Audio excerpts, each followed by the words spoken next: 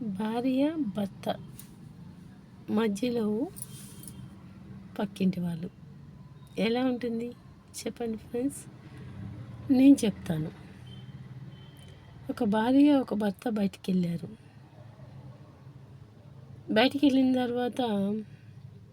తర్వాత తిందాం, పని అయిన తర్వాత తిందాం, ఇక మనం ఈ పని మీద వచ్చాం కదా, ఈ పని అయిన తర్వాత తిందాం అని అనుకొని ఆ రోజంతా భోజనం చేయరు. నెక్స్ట్ డే నిన్న మీరు బయటికి వెళ్ళారు కదా, బాగా తిన్నారా అని అన్నప్పుడు, లేదండి నిన్న అసలు కుదరలేదు, తినలేదు మేము అసలు అని భార్య చెప్తే, భర్త ఎందుకు తినలేదండి, 4 బిస్కెట్లు తింది, 2 జ్యూసులు తాగింది, 4 కొబ్బరి బొండాలు తాగింది, 2 కూల్ డ్రింకులు తాగింది అని చెప్తే ఎలా ఉంటుంది చెప్పండి ఫ్రెండ్స్, కామెంట్ రూపంలో చెప్పండి.